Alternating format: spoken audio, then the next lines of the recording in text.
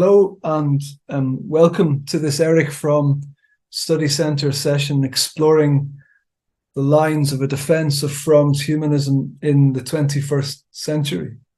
I would like to thank Dr. Rainer Funk for inviting me to provide this talk based on my 2014 book, Erich Fromm's Radical Humanism.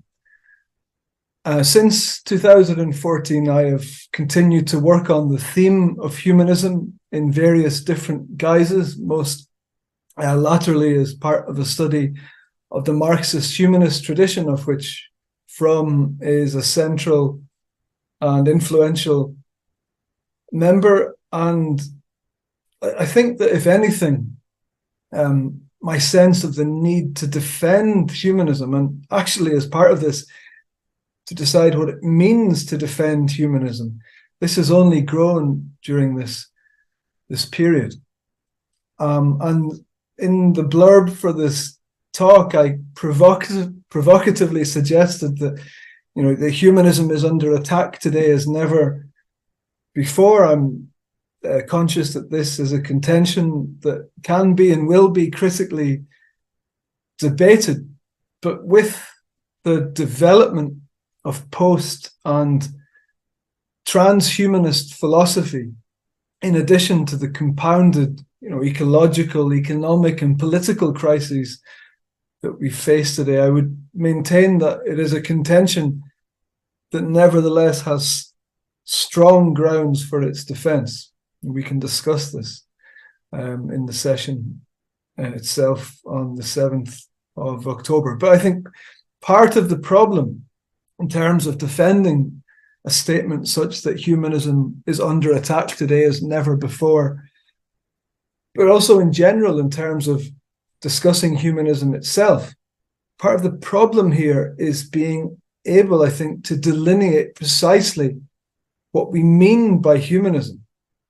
There seems to be, to me, to be a lack of clarity over what constitutes humanism.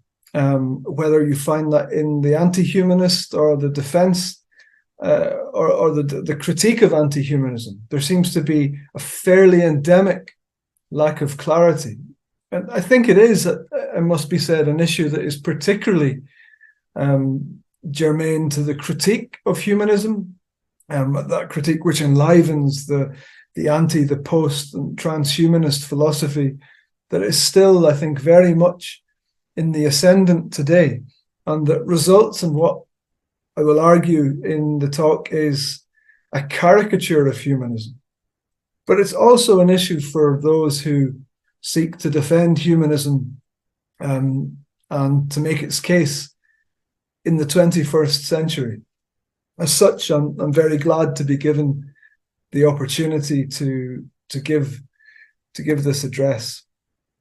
So that the plan for the talk is that it will be split into three parts. In part one, I will look at humanism and its critique.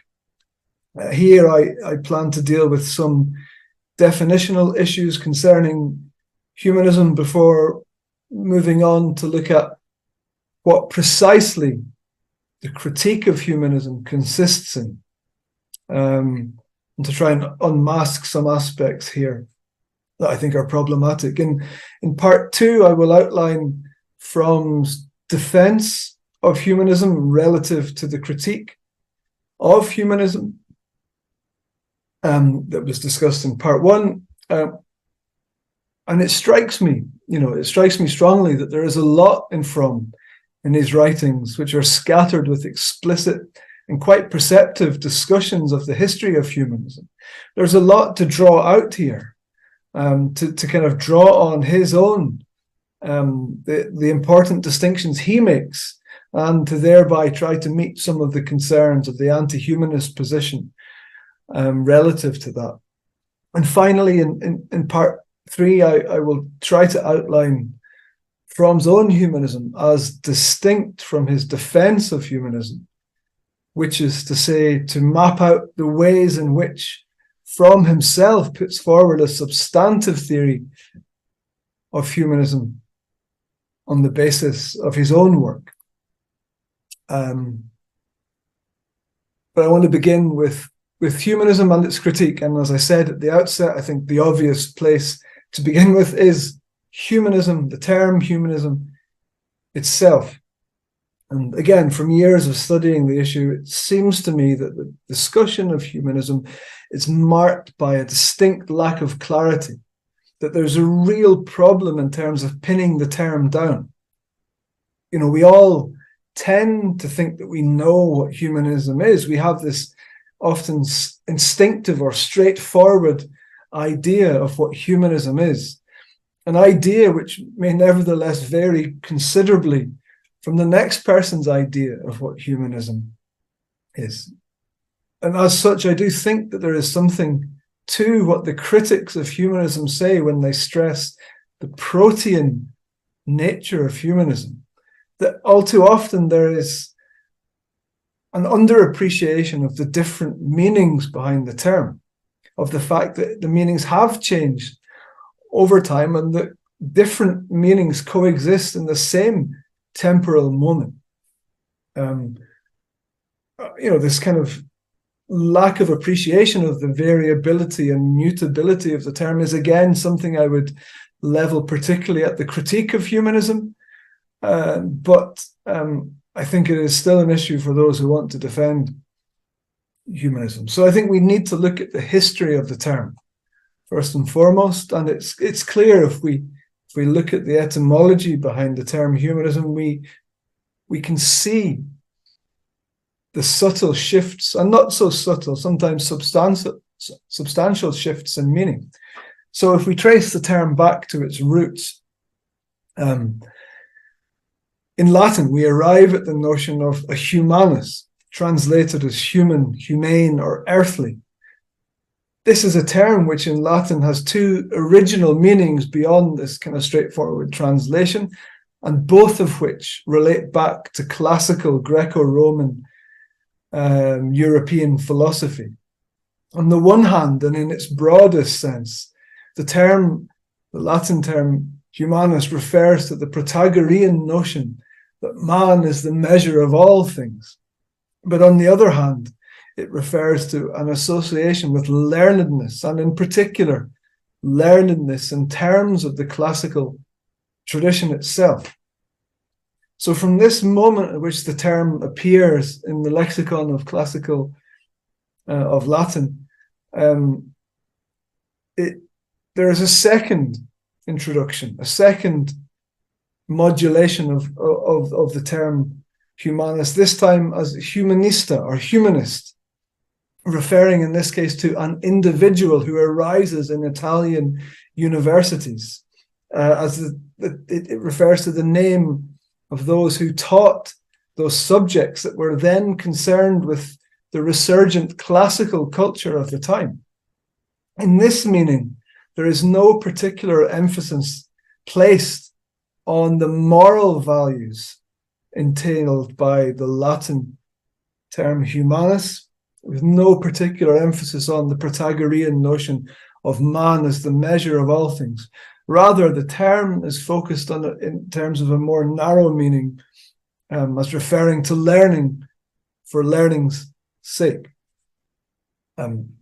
Paul Oscar Christeller, the distinguished American scholar on the Italian Renaissance, defines humanism as developing out of humanista in this sense, as more specifically related to the 15th century continuation and development of the medieval grammatical and rhetorical heritage of classical Greece and Rome.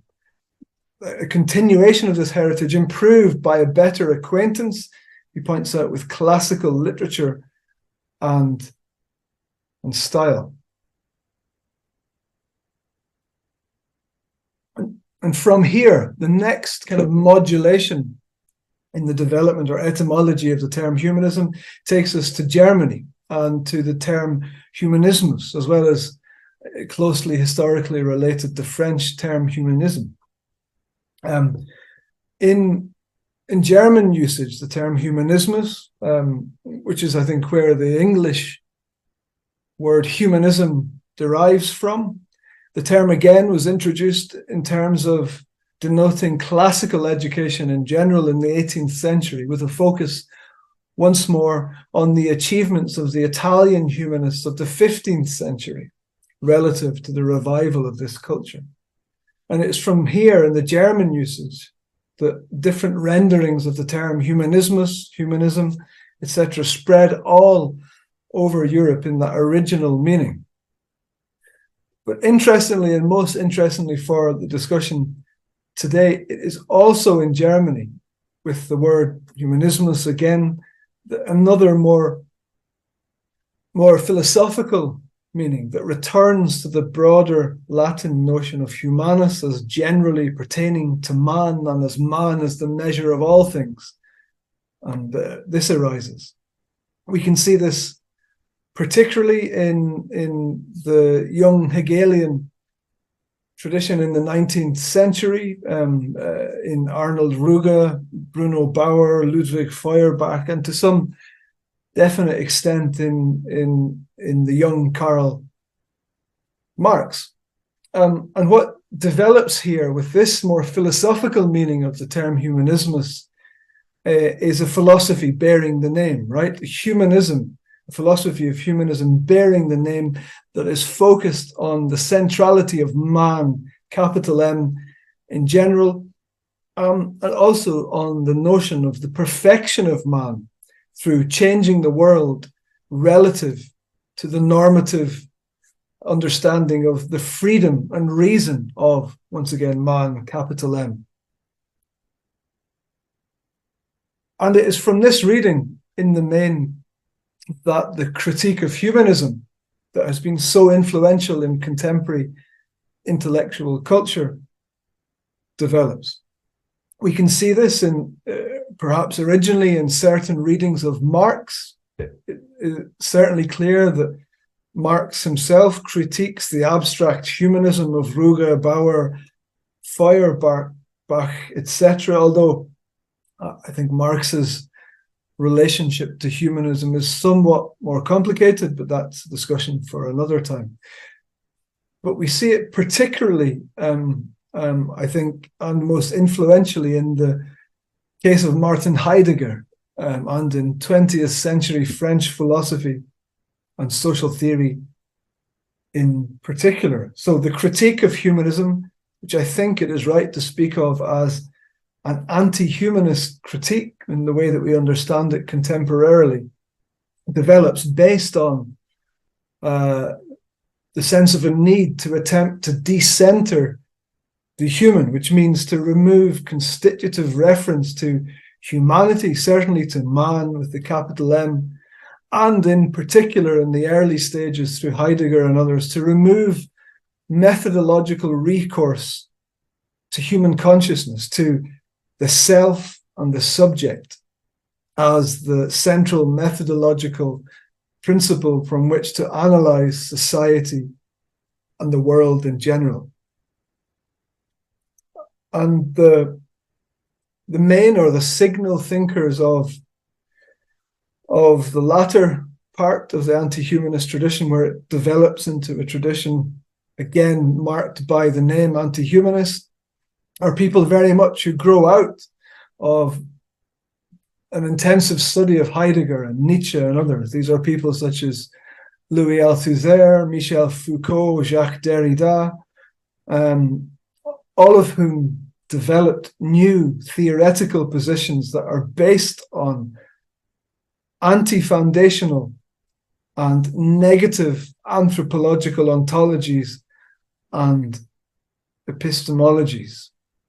Again, central to the project of these thinkers is the rejection of the self, the subject, and certainly of human consciousness as the starting point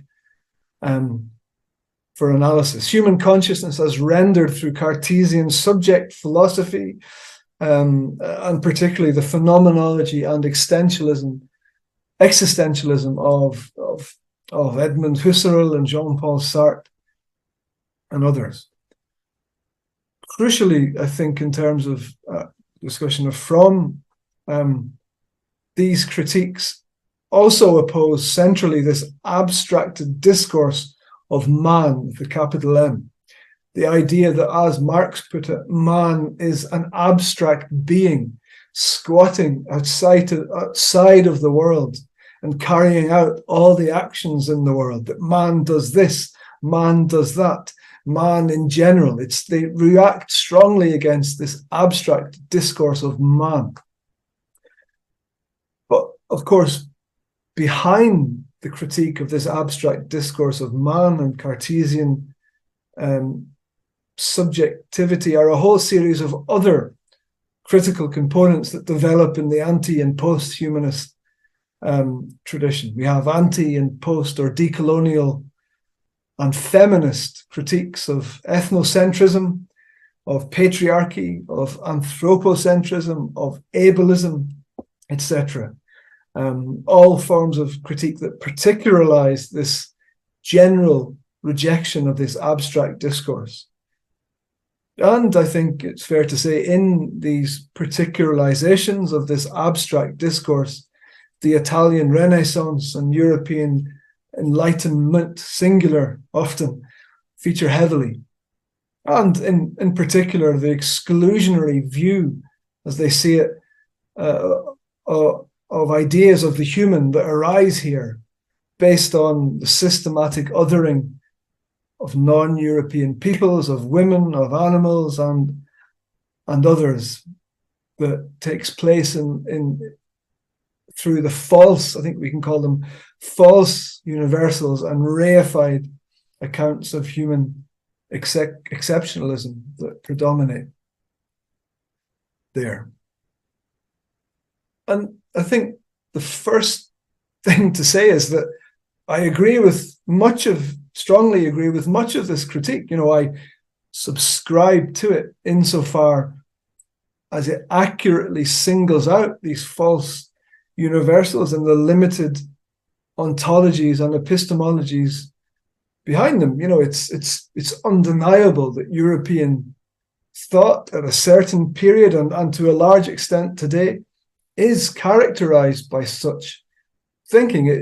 It's also undeniable that the Renaissance, Italian Renaissance, and the various European Enlightenments coincided with and were to a definite extent integral to the colonial project and to the development of capitalism and modern patriarchy. There undoubtedly were and continue to be hierarchies of being that issue from European-based epistemologies and ontologies. This is undeniable, I think.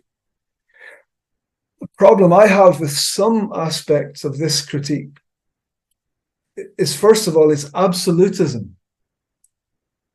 It ignores tendencies, counter tendencies within these movements that rejected aspects, these kind of falsely universal aspects.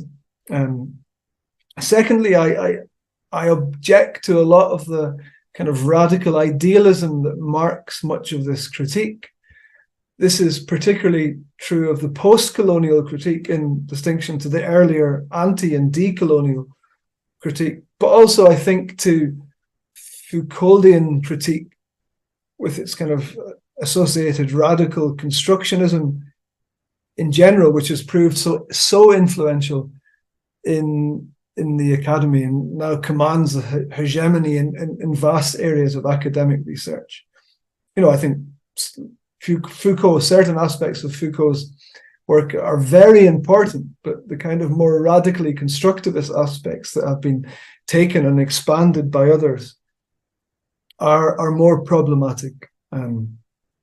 So a more materialist and grounded analysis that doesn't treat ideology as free-floating, that sees the inscription of racialized and gender domination as techniques of domination that are coterminous with, but not reducible to, the development of capitalism. These forms of critiques can be found in the writings of thinkers such as Aimé Césaire and Frantz Fanon on the one hand, and Silvia Federici and Maria Mises and others on the other. all of whom combine the material and idealist, I think, in better arrangement. Okay. So I think we need to mount a critique of the critique of humanism to help us defend humanism, a radical humanism, more adequately. And the main lever, I think, to doing this, the way in, is to recognize that what we get in the critique of humanism, the decolonial and feminist and other aspects of which are very important in as far as they go, is that the discourse conceives of humanism in the main in the form of caricature. So humanism, and it is always humanism with a capital H in the singular, is seen in one particular guise, namely as singularly exclusionary. And so the debate works with this pivot of exclusion as like a revolving center, that everything in the discussion of humanism is drawn back to this center, this exclusion and discrimination that is constitutive of humanism. Humanism features, I think, negatively as something to be overcome before proper or thinking proper can begin, and is essentially reduced to little more than this. Interestingly, I think this is a form of oppositional thinking that Donna Haraway, a transhumanist, post-humanist philosopher, rightly points out, characterizes a lot of the debate here. But it characterizes also the critique of humanism, that it's framed in oppositional manner. So I think if we look at it, that first of all, we think of appeals to the human. These are read as always necessarily exclusionary, that attempting to define who and what the human is, so goes the critique, means that arbitrary lines are drawn across the messiness of existence. So first of all, in terms of non-human animals, we have attempts to define the human functioning so as to separate non-human animals from humans, to devalue them, and consequently to enable their systematic mistreatment. I certainly don't deny that this happens. I brought up vegetarian in the Shetland Islands in the late 1980s and 90s. But there are forms of humanism that actively seek to avoid this and to not paint this separation. Secondly, in terms of distinct and different human subpopulations, if the definition that is often given of humans or the human as marked by rationality, that this is a part supposedly of what distinguishes us from animals, that if we hold this as the definition, then all those humans who do not share in this particular definition of rationality, they are necessarily seen as not fully human. Again, I share the concerns of this critique insofar as it goes, but I would merely point out that it conflates once again all humans with this type of humanism that absolutely centers on rationality as the definitional content of humanity or the human. I think there are also some logical and ontological errors made here.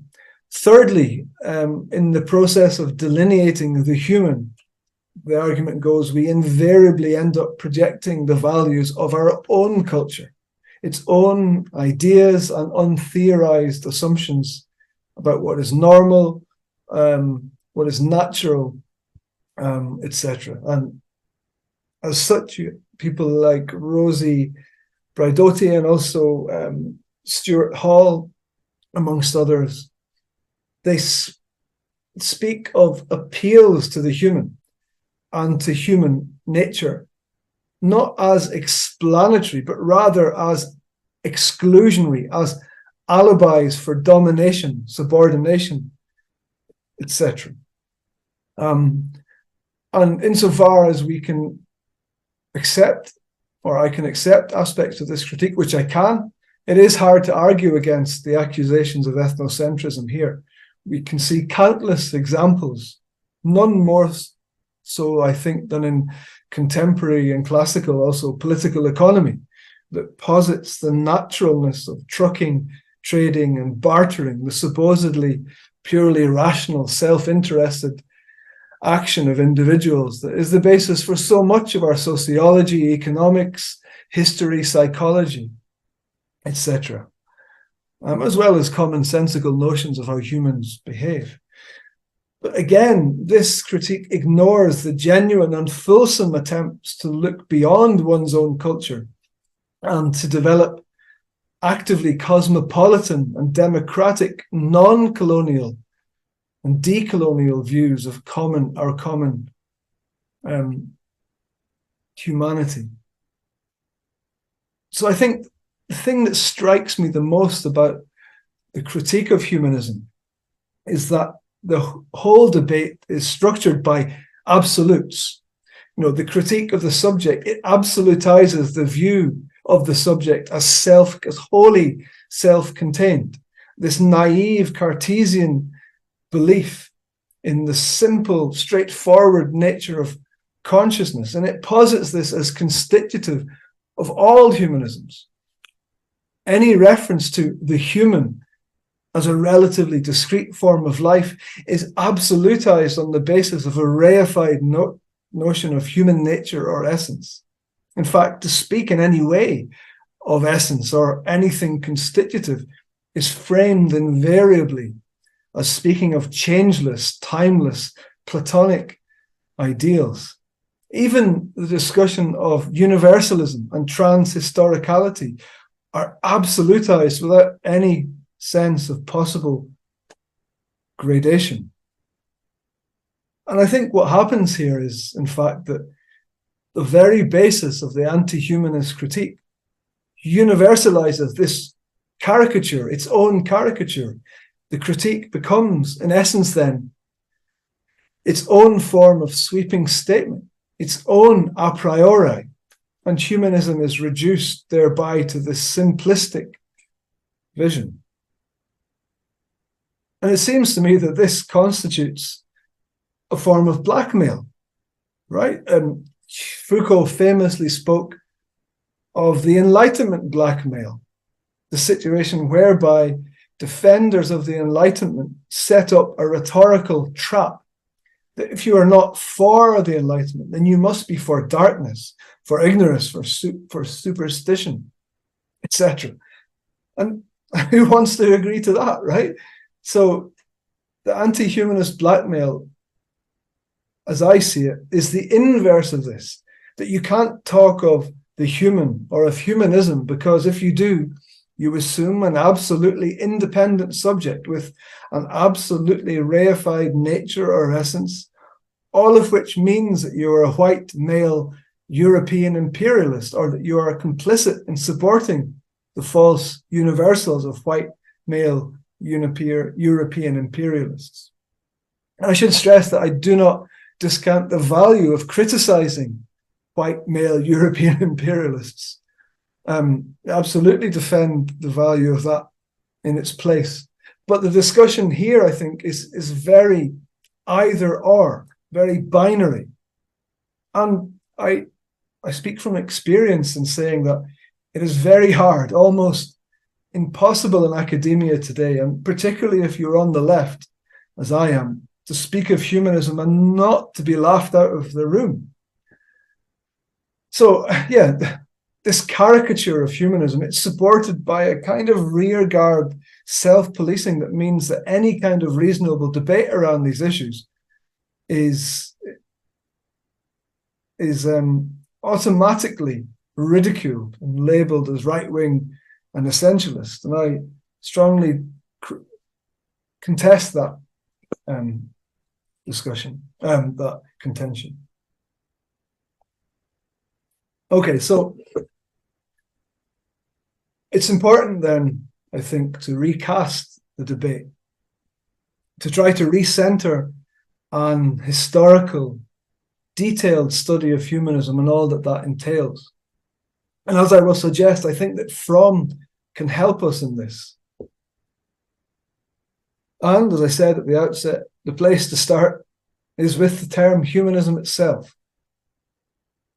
And in the radical humanism of Erich Fromm, I used the following, I think, very eloquent definition written by Daniel Burston as my anchor for this.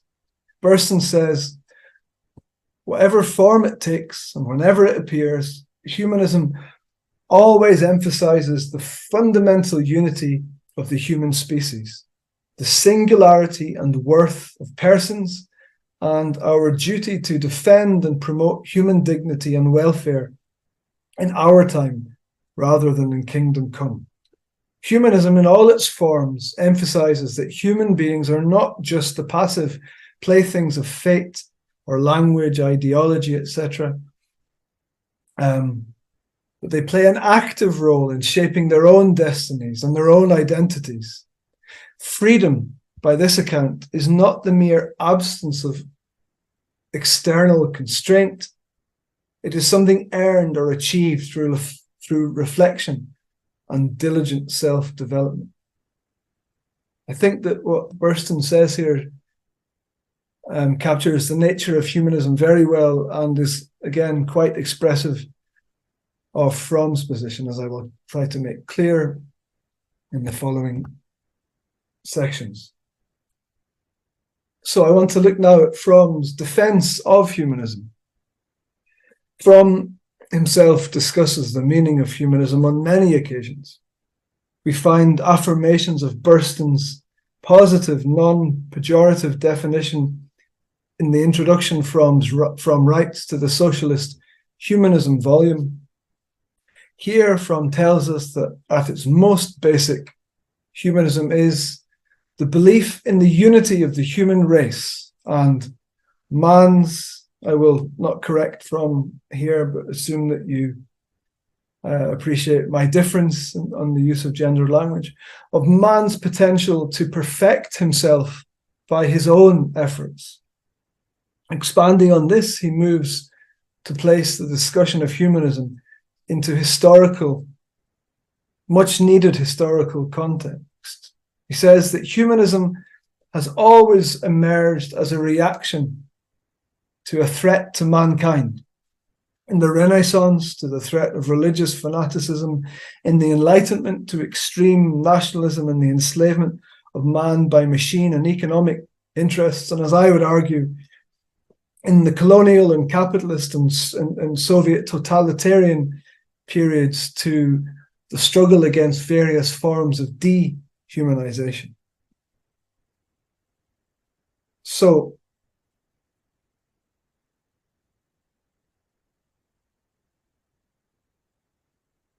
as opposed to someone like Foucault, who paints humanism as this kind of merely abstract moral position or matter of feeling, Fromm sees humanism as linked to struggle, as a form of emancipatory and liberatory practice that redoubles in response to authoritarian attacks on humanism. In fact, Fromm's historical focus, time and time again, lays bare the opposition between authoritarianism on one hand and humanism, or anti-authoritarianism, which I think acts clearly as a synonym for humanism, on the other.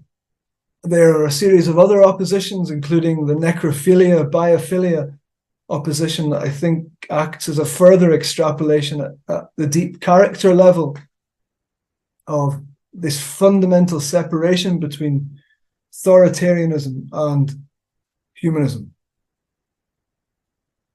And Fromm, I think, captures this opposition very well in his study of the Weimar, the workers, white and blue collar workers in Weimar Germany that he led while at the Frankfurt Institute for Social Research. Here in this study, Fromm tells us that the anti-authoritarian, or I would like to say humanist, attitude can be recognized by, and I quote, a demand for the freedom of oneself and for all human beings, a freedom which allows the individual to make his or their own happiness and development the first principle of their life, without this development being in opposition to that of others. He speaks of a striving for freedom made possible on the basis of solidarity with others and of a hatred of all powers which restrict the freedom of the individual for purposes external to that individual, as well, crucially, as a sympathetic identification with all oppressed or weak people who are the downtrodden of the world, the wretched of the earth, in the words of Frantz Fanon. So I think it's quite clear that Fromm's understanding of anti-authoritarianism is consistent in its essentials with the critique of the hypocritical so-called humanisms of capitalism, colonialism, and patriarchy. Although I think it's fair to say that Fromm could do more to acknowledge the complicity of those false humanisms, which are false, I think, by virtue of their contravention of this anti-authoritarian impulse at the heart of all true humanisms. He could say more in terms of the role of these humanisms in the justification of capitalism, of empire, of patriarchy. But it is true, I think, also that he is aware of the variability, the diversity of the humanist tradition. He's clear, for instance, that if you read Escape from Freedom, that Renaissance humanism, which he otherwise praises, was dialectically, he says, the place also where solidarity with one's fellows, or at least with the members of one's own class, that this was replaced by a cynical, detached attitude, whereby others were looked upon as objects to be used or manipulated or ruthlessly destroyed, even if it suited one's own ends. I think here he's clearly talking of the development of colonialism and capitalism and modern patriarchy, as well as arrangements in of course, the religious order that are related to them. In general, Fromm singles out what we might call today bourgeois or liberal humanism from a more radical, dialectical, and socialist humanism that he himself advocates. To quote from the Socialist Humanist volume in particular, and he does lay specific praise on Marx's socialist humanism. He says that socialist humanism differs in important respect from other branches, for instance, Renaissance and Enlightenment humanism, which believed that the task of transforming humanity into full humans could be achieved exclusively or largely through self-contained educational programs. He says that the socialist humanism of Marx was the first to declare that theory cannot be separated from practice, and that free and independent humans could only exist in a social and economic system marked by rationality and abundance. And that the recognition of this in the form of Marx was constitutive of the development of a new form of humanism. So he clearly saw the limitations of kind of liberal bourgeois humanism and does not conflate this form of humanism with other forms of humanism. So finally, this brings me on to Fromm's own contribution to humanism, which I will discuss in greater detail in just a moment, but which I want to remark upon in this section of the talk. So one of the foundational parts of my own study of Fromm was the contention that he was first and foremost a humanist. This is a contention that I would maintain, but of course, in substantive terms, it's clear that Fromm did most of his work on psychoanalysis, and that his main professional identification was as a psychoanalyst. But in terms of psychoanalysis, it is quite clear that he puts forth a body of theory and practice that is based on the recognition that you see in the critique of humanism of the inadequacy of the Cartesian subject. He doesn't unproblematically take the human subject or self as a simple starting point. Whilst this is so, his psychoanalytic position is clearly based on the idea that the self is potentially unifiable to a greater or lesser extent, and certainly that it ought not to be seen as necessarily wholly decentered. So insofar as this is the case, Fromm problematizes at this level the absolutism of the anti-humanist critique.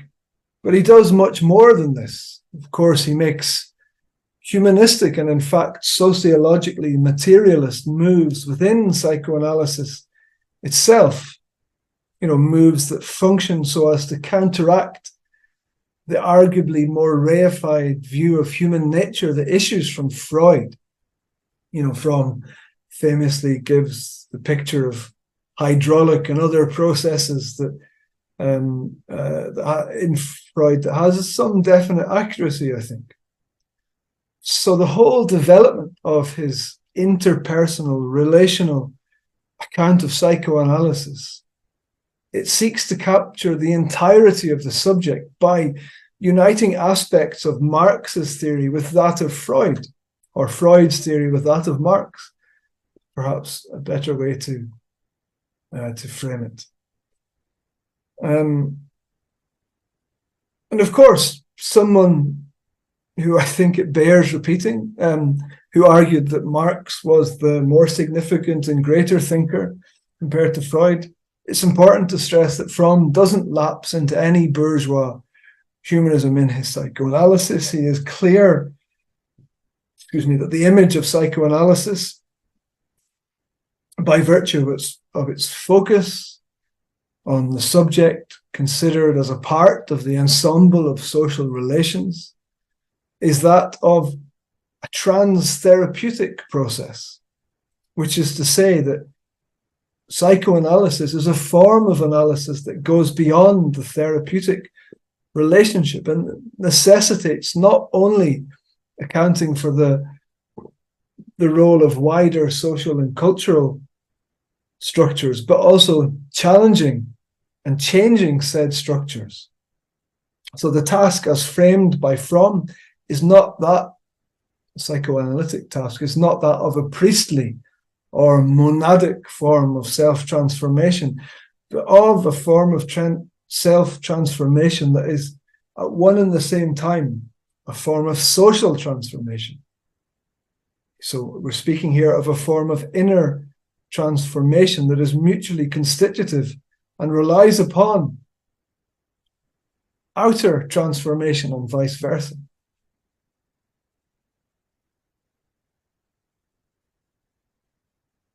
So, what I've said here in this latter part of section or part 2, I think could clearly be considered a part of Fromm's substantive contribution to the debate on humanism.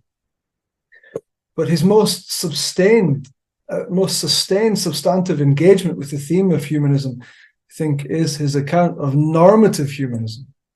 This is what I focused on in the latter part of the radical humanism of Erich Fromm, where I tried to suggest that Fromm does something very interesting relative to the anti-humanist blackmail. He deliberately and quite courageously sets out to challenge the dominant form of cultural relativism that was coming to prominence in his own time, and that has only deepened since that point. In books such as The Sane Society and Man for Himself, he takes direct aim at the idea that we should view different cultures as wholly incommensurable. A position I think that he rightly takes to lead to the further position that the only standard of judgment thereby for any particular culture is the immanent standards of judgment articulated by that culture. Although we have to be wary, I think, here of cultural imperialism, Fromm is right to point out, I think, that such a view makes it difficult to mount a criticism of the capitalist, consumerist culture and patriarchal culture of his own time, for instance, as it would of other immanent features of any given culture. And so what Fromm does here, in being straightforwardly challenging to this form of cultural relativism, is that he develops, without lapsing into a naive naturalist position, he develops and points to some ways in which we can overcome the sterile bifurcation of what has become known as the nature culture or nature environment debate that has dominated so much of intellectual discourse in the last 100 and more years. And once again, I think here, anti-absolutism is the order of the day. So in the quotes on the screen, we can see here that Fromm cuts to the heart of the debate by immediately stripping it of its unbalanced tenor, by opposing a framing that pictures humans as shaped purely either by our biology, on the one hand, as in the case of the naive essentialists, or by culture, on the other, as in the case of the radical social constructionists.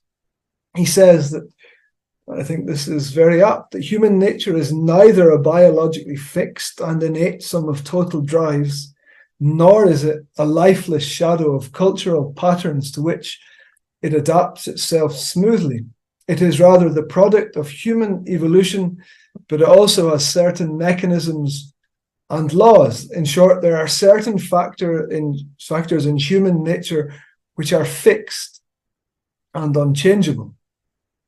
So although he says there is no fixed human nature as such, there are limits or relatively fixed factors, material, psychological, physiological, and I think Fromm wants to claim, most importantly, psychological. So relatively fixed factors in the span of human evolution in which modern humans develop that we cannot wish away and that need to be recognized and admitted into the discussion. He is saying, I think again accurately, that humans are not wholly blank sheets of paper on which culture can write its text, but they are entities relatively malleable, massively malleable, but nevertheless charged with foundational forms of energy, which is structured in certain and specific ways.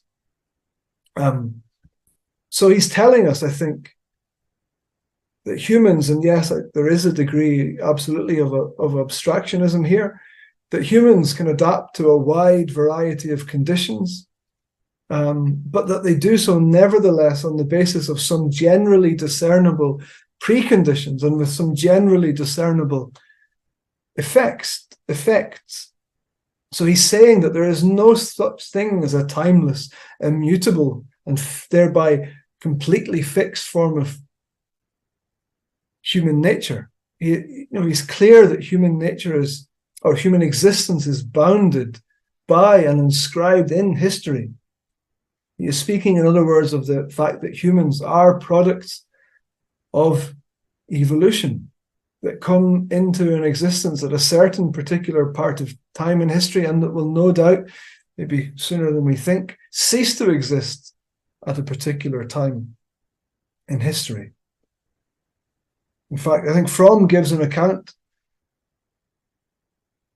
of what he calls the human situation that is, in actual fact, quite materialist, being based on attempt to try on an attempt to try to place the genesis of modern humans. He, in an attempt to do this, repeats his story of human genesis again and again in his writings. The story that we'll all be familiar with of the development of modern humans as lacking in instinctual apparatus. He contends it's at a minimum, as biologically weak in comparative terms with other animals, but yet developing new qualities which he considers to differentiate us from other animals.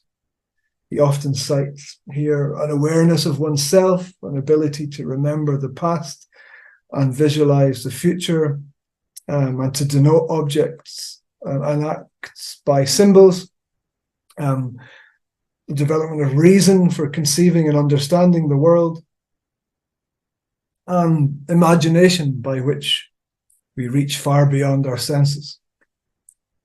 I think there are some problems here in this list. First of all, I think we have to acknowledge there are dangers in terms of the potential exclusion of some humans who lack these qualities. But again, I think this can be mediated. There is also the tendency to separate humans and other animals in what seems to me too absolute a fashion. Fromm speaks of humans as an anomaly, as the freak of the universe. I think I would personally want to temper some of this. And there are unanswered questions about how we can make sense in Fromm's system of humans emerging from this generalized pool of animalhood. We need to consider, I think, what processes enable this seismic shift in life that humans apparently represent.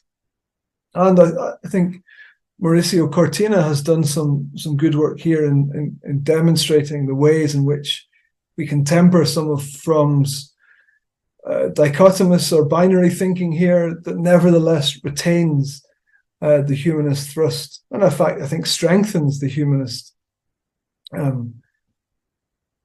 radical humanist thrust in Fromm. But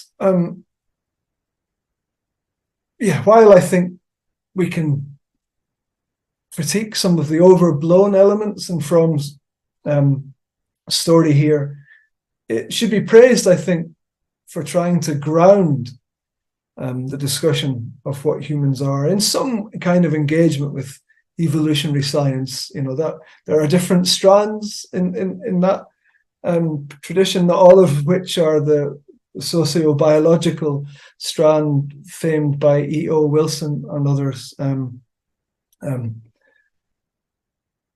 But I think, while he tries to engage, and he does in successive works, the anatomy of human destructiveness perhaps most distinctively, while Fromm does try to engage with biology and other natural sciences and to unite them with sociology, psychology, and others, the real point, it seems for me, for Fromm, is to arrive at the basis for his own position, which is essentially philosophical, anthropological, and psychoanalytical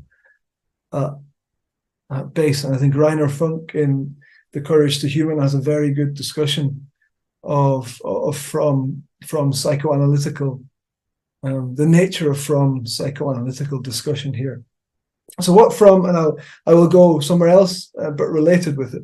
I think what it does is that it leads Fromm to this image of modern humans as structured by a set of more or less universal existential dichotomies and needs. And in particular, these existential needs, which form the basis and are generative of the great variability in human cultures across time and space, and which, Fromm argues, are structured on the very basis of human existence itself. So, he admits that the articulation of needs that he provides, which slightly varies across his writings, is not necessarily definitive, merely a sense of his own judgment as to what these needs are. And I have provided a list on the screen taken from the anatomy of human destructiveness of these needs.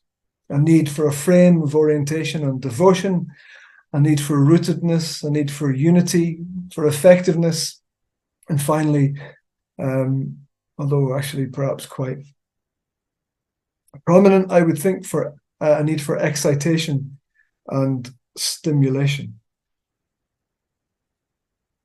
I won't discuss these in detail. I assume most listeners will know of Fromm's discussion of these needs, but merely want to point out here that for Fromm, human nature, if we can accept the term or something like it, that points to something that is constitutive for what it is to be human, more or less, across cultures, is not, he says, a definable, wholly definable, unchangeable substance, which is observable as such, but is an opposition, is a crucial kind of distinction, an opposition which exists in the human being. So I think this kind of circumvents the kind of binary dichotomy between the naive essentialists on the one hand and the radical constructivists on the other. And, it does so because Fromm is keying us to the open-ended nature of these existential dichotomies and needs, whereby it is questions, not the answers to the questions that are posed by existence, that are the human essence or human nature for Fromm. And it's quite clear, I think, that Fromm, in line with many critical positions on humanism, sees a discussion of the human not only as a principle, but as a capacity to be realized. Capacity, I would like to stress, for freedom, reason, and self and community actualization. But I think we need to recognize that it is both a principle and the capacity, and that we cannot have one without the other. And so I'm coming to the end. I think I'm over time, so I apologize for anyone who has made it this far. I want to discuss finally aspects of extrapolations from this discussion, and basically to critically engage with Fromm's notion of the science of man that he outlines, first of all, I think, in the sane society. So if we go back to this notion of the existential needs present problems that need to be answered, and that provide considerable but limited, ultimately, he says, variability in terms of solving them. This leads us to this dangerous idea that Fromm advocates, that there are better and worse answers, better and worse ways to meet these needs. And that we can speak of some of the solutions to these needs in our own culture and other cultures and culture in general, in terms of what may better accord to self and community developed ideas of freedom and dignity and whatnot.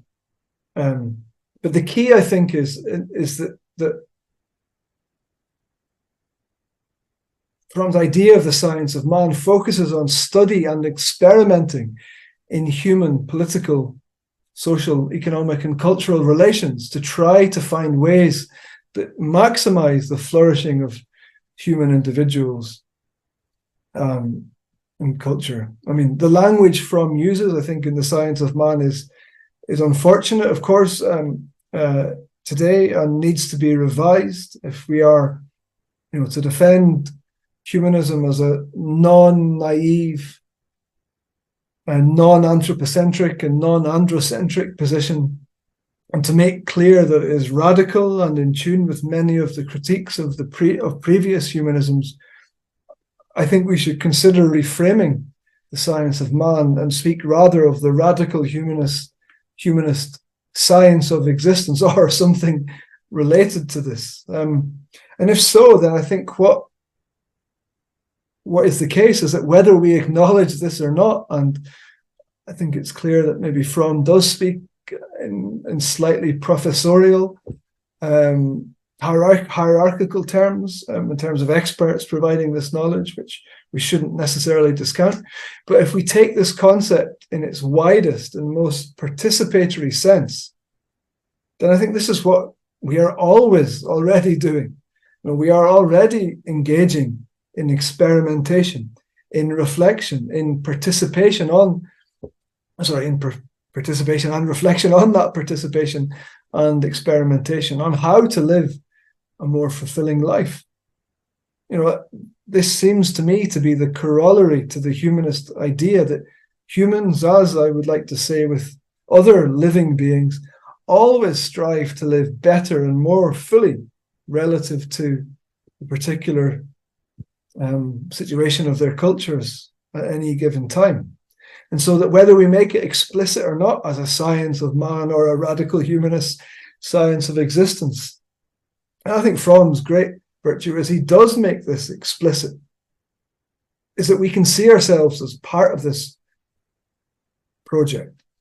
And, I'm really finishing up now. Naturally, the preconditions of a debate of such a science, the questions and even more the answers are, of course, and will be hotly contested, and rightly so.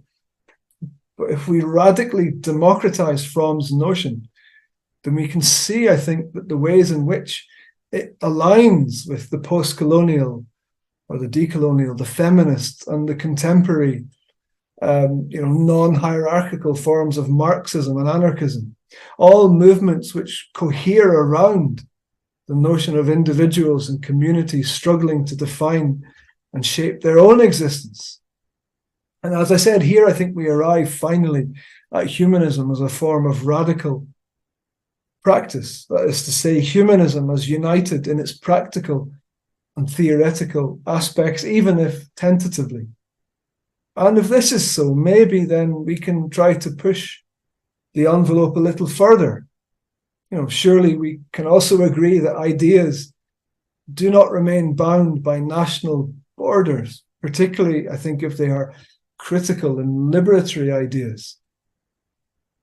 In this sense, then, there is a palpable, to me at least, sense of universalism, a critical universalism, and one that is filled with Fromm's own spirit and practice, which is a spirit and practice that we can extend and refine as we work towards a form of radical humanist cosmopolitanism that is so badly needed today. But I think I'm well over time, so I will leave it there. Thank you.